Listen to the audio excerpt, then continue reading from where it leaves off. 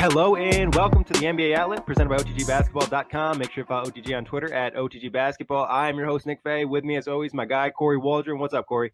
Nick, I'm really happy that I could do this podcast. I do it on my phone. And my phone yesterday, I decided to take a wash with my clothes in the washing machine. So besides a few watermarks, I'm in this podcast and good to go. Yeah, he survived. He survived the washing machine, so you got to give the phone props. But just a quick reminder, you can listen to the NBA Outlet on iTunes, Blog Talk Radio, and OTGBasketball.com. Also, a shout out to our OTG Podcast Network. We're up to 9 pods now. We have, obviously, the NBA Outlet, the JBT Pod, Full Access Hoops, Brooklyn Buzz, Celtics Express, Shuttleworth Initiative, Players Watch, Do You Believe in Magic, and the Bird Calls. So we got you covered on multiple avenues. Definitely check that out and let you know what you think. But today we're talking Bulls. A lot of rumors around the Bulls. We'll start with Saturday. It's the return of Zach LaVine, possibly. What are your thoughts on Zach LaVine returning after having a career year before the torn ACL? Well, when Zach LaVine and Chris Dunn were traded on draft night for Jimmy Butler, we were all skeptical of, was this a good move for Chicago? What is Chicago doing? And we've seen that Chris Dunn has emerged into, a top flight young point guard in the league. He's been stellar. His offense has been way better than many of us thought it could be, just his second year in the league. And this is all without Zach LaVine on the court. From that knee injury, they're saying that he's doing windmills in practice, that he still has the bounce. He shot extremely well from three-point last year as we saw his game evolving. The backcourt duo of Chris Dunn and Zach LaVine could be the future for Chicago. And I think you have to be excited with Zach LaVine coming back because Chicago has already had this really good than expected run recently. And they could honestly, not 8 seed, but they'll be in competition for that 8 seed if LaVine comes back and starts producing at what we know he can produce at. Yeah, and I think this is like the Bulls situation, like you mentioned, the trade. The Jimmy Butler trade, the Paul George trade. Initially, both trades we looked at and we're like, that's not a good deal for, the Bulls or the Pacers. Well, it's worked out for both sides. Like you said, Chris Dunn starting to play well. Lauri Markkanen's looking like a great, first-round pick. And then Zach LaVine returning, who was the key cog in that trade. So I think the fact that LaVine can shoot a high percentage from three is really going to add some value to the Bulls, give them another playmaker. Obviously losing some explosiveness will hurt him, but the fact that he was such an elite athlete before the injury, I think he should probably be fine. So just getting another piece of the Bulls, and I'm really intrigued to see what they can do. Like you said, maybe are they going to compete around that 8 seed because they have got hot, and then adding a player like Zach LaVine could really give them a nice boost. Yeah, we think about some of the big wins they've had this past stretch. You added LaVine, who's another 20 to 25 points per game. This team could give some teams in the East some trouble, especially with how the East is. We know the East isn't extremely good. They've been better this year than recent years. But, any team in the East, as long as you're hanging around that 8 seed, you have a chance. And I'm not sure the Knicks, those teams are better than the Bulls with Zach LaVine healthy. Yeah, I think the one thing about the Bulls is if they buy into playing the way they are, the high energy and the effort they're putting on the floor, that's just hard to contend with, especially with a young team when they have that energy, that, kind of irrational confidence they have right now. So something for the Bulls to keep an eye on. More Bulls talk, though, and this could impact that, competition for an 8 seed. There's been a lot of reports about Nikola Mirotic being traded. The Bulls are asking for a first-round pick. The teams interested so far have been the Jazz, Pistons, and Blazers. What are your thoughts on Mirotic being traded, and do you think a first-round pick is too much for him? Way too much for him. Get it. He's been hot. He's playing really well right now. Even though he's cooled off his last couple of games. We're talking about a guy who's streaky, and I think we mentioned this on one of the previous pods. A streaky player, you want to get rid of him as quickly as possible. And I get his value is really high right now, so you can try and ask for a first-round draft pick. Shocked if they get a first-round draft pick for Mirotic. I just don't see it. He's also only playing like 25 minutes per game. So, he's just being extremely efficient in a small amount of time. He gets him and they put him in a bigger role if he'll have the same kind of level of success. I just don't think he does. Yeah, for me, I agree. I think it would be tough to move a first from Mirotic unless it was like a team who wasn't interested in having their first in the first place. Some of those contending teams, those teams that are up in that higher level, sometimes they don't even have room on their roster for a first round pick. So, hey, they might make a trade, or if they have multiples, but still, like you said, Mirotic being so inconsistent this season he's shooting 48% from the field, 46% from three. His career averages he's only shooting 41% from the field and 36% from three. So definitely a streaky guy, like you mentioned. The one thing though for the Bulls this season, with him on the court, they're plus 12.6. So definitely interesting stuff. And you said the fact that he's able to do it in 25 minutes is really surprising. 17 points and 7 rebounds in 25 minutes is impressive, but will he be able to keep that up? I don't think so. Because he also has I mean, not that Chicago gives him the green light, but they don't have a ton of offensive weapons or 3-point shooters for that matter. So a guy like Nico, he's going to get more looks. I don't know, Denver or one of those teams. Like Trey Lyles has been really good for Denver, so I don't see Denver going after him. Detroit, but why? I guess Culver is a pretty crappy backup first for a backup, 6-man off the bench. At least I can't see anyone giving up a first round pick just to put him on the bench. Yeah, I don't know. Like, if I'm trading for Mirotic, I'm more likely to try to trade a player, inconsistent guy, or a young guy that maybe I've given up on. To me, Portland seems somewhat interesting. They could definitely use the extra offensive pop, and they have some pieces they could probably move, and maybe the Bulls would be interested in. So I'd keep an eye on them. And the Jazz just always seem to be involved with trades like this. I don't think the Jazz would give up a first, but they might be able to make something work. We can completely debunk the Nets rumors.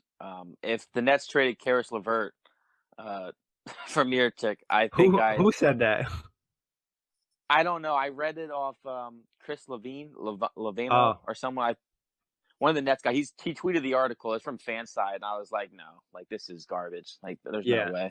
Well, first off, I don't think the Nets will trade Karis LeVert unless it included some type of superstar player, and even then, I don't know how much they're willing to give up LeVert because right now I'd probably put him as an untouchable. But Mirotic to the Nets would be an interesting fit, but I don't think they would have any assets to be willing to give up unless it was somebody they just didn't really want. Other than that, I don't know. I think he is moved though. Do you agree that he's probably moved? Because I just think Yeah, I do think he's moved only because I like Bobby Porter's better too. I think, and he plays a little bit more defense. And besides the offense, Mirotic is not a good defender. That hasn't changed. yeah. And I It's think just kind if of you're a contending team, you don't you want forget that. about defense when a guy is scorching hot offensively. You just don't think about his defense. Moved. I Yeah. just don't think it's for a first rounder. A second rounder maybe, Yeah. and a player that, like you mentioned, is probably either inconsistent that teams giving up on and young or something like that. Yeah. So, but I think in the fact that both parties want to make the trade happen makes it a lot more likely to happen. But moving on to the Western Conference, this guy Steph Curry has been scorching, huge in his last 5 games, back in probably the MVP conversation, having another huge season that kind of nobody's talking about as much. 27 points a game, 6 assists, 5 rebounds, 1.7 steals, under 3 turnovers. Offensive rating of 126, defensive rating of 106, on off court plus minus 13.1. Steph has really been cooking again this season. Yeah, he's back in MVP form. I'm one of the people who just hasn't really been paying attention to the Warriors. Like I look at the box score and like I obviously I watch the condensed games of the Warriors because that's all you need to do is watch them score because that's what they do. The guys in and out of the lineup even at full strength yet this season for the most part. They've been playing with either Kevin Durant out, Draymond's missed time, Curry's missed time. But like you mentioned, this Curry stretch has been it's Curry from 2 years ago. He scored 45 points and didn't even play in the fourth quarter. That's MVP Curry right there. When he did that like 8 times one season. He scored 40 before and didn't even play in the fourth quarter. And I saw a tweet, and it is so Steph Curry. A lot of superstars will get you 35 to 40 points, and you'll know they're on the floor. And at the end of the game, you'll be like, "Oh wow, he had 34." You won't even realize these runs where he'll score 15 points in 4 minutes. points in 8 minutes. And he just puts on a huge pounding of scoring in such a short period of time that you feel his presence so much more, and you know he scored a ton of points, if that makes sense. Yeah, and I think with Steph, the number one thing is I think he's making his teammates better, and the impact he's having. You can feel him on the floor because the defense is gravitating towards him. You do not want to give Steph an open three. You don't want to let this guy get the ball. You want to make sure you have someone else beat you. So I think the impact he's having all around the game is definitely super important. And like you said, I'm going to read you a blurb from an ESPN MVP article. Like DeRozan, Curry has led his team to a perfect 3-0 record while torching Nets with a true shooting percentage of 73.7. Curry averaged a whopping 6 made threes per game and did his damage in fewer than 34 minutes per night. Quietly, Curry is threatening perhaps to have the best shooting season of his career, as his true shooting percentage of 66.8 is almost identical to his mark of 66.9 in his unanimous MVP campaign.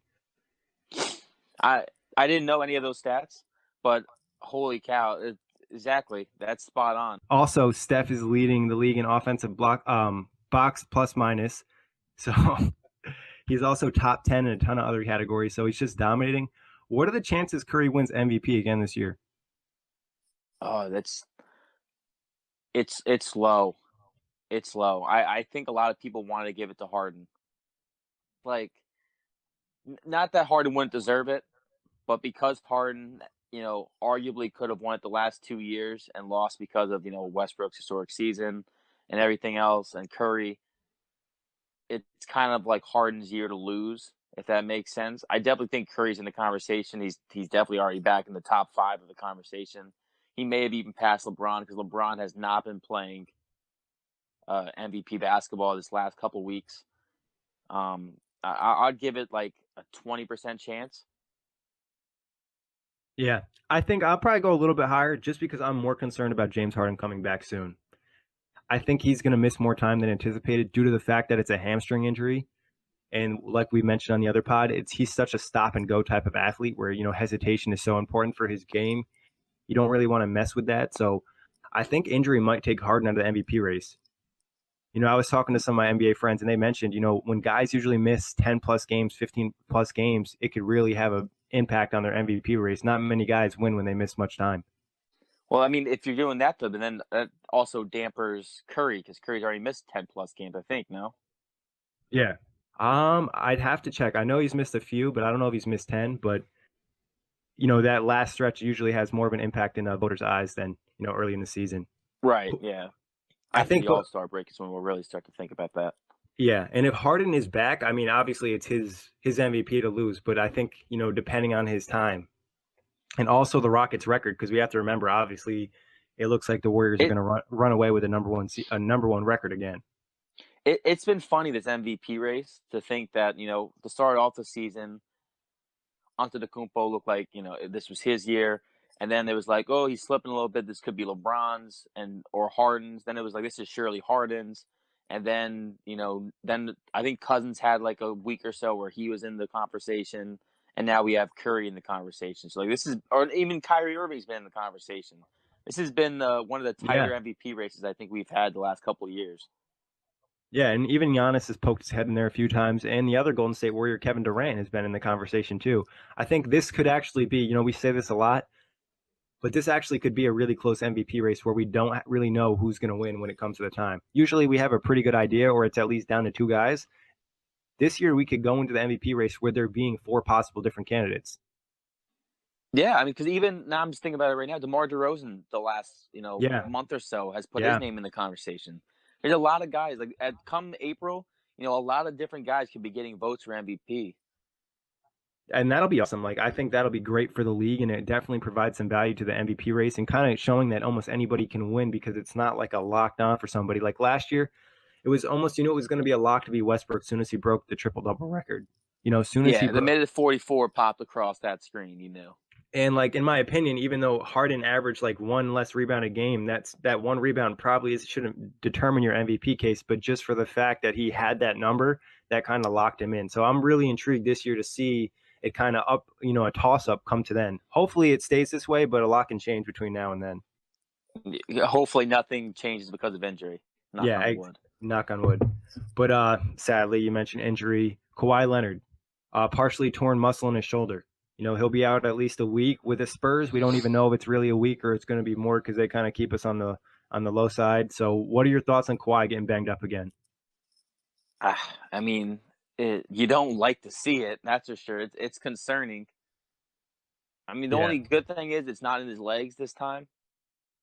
It's not his shooting shoulder. It's his left shoulder. There are some silver linings to this injury. But it's, for the Spurs who are trying to get momentum, they're trying to get time with the starting lineup that they want for the future on the court. Rudy Gay's out, I believe. It's definitely frustrating, but as Pop knows, at the regular season, so he'll do whatever he can to keep Leonard, rested, to get him healthy come April, because they don't care about right now at all. It's just how the Spurs are. Yeah. I think, like you said, though, they were trying to get the rhythm with the starting lineup. The fact that Kawhi started to find his rhythm, and you kind of saw him get back to that level that we expect from him early on. He was still obviously trying to find his rhythm. And so I think that was big for Kawhi, but then getting the injury is going to hurt them. I'm a little concerned, though. I'm a little concerned with him getting banged up, more than once in the season, missing time. And I just hope that it doesn't impact him come playoff time, or he's not able to be 100% when the playoffs are around the corner. Right. One thing to keep in mind, though, because they said it's a slight tear. Tear is a sprain. He has a sprained shoulder. That's pretty much what that means. That's the only bad thing sometimes about the media is we use different words to describe the same injury. Because if you hear tear, I automatically think, oh, God. And then you realize, well, it's a slight tear, which means it's just a sprain. Not a joke, because, that slight tear can become big tear, and then, you miss time, whatever the case may be. But this isn't as serious as it could be. Like, this literally is a 1 to 3 weeks top injury, and I wouldn't be surprised if he's back within 2 weeks. Yeah, they said there was a possibility of him being back next week, so just something to keep an eye on. But that wraps it up for today. Kory, thank you for hopping on. As always, thank everybody for listening. You can always listen to the NBA Outlet on iTunes, Blog Talk Radio, and OTGBasketball.com. Peace.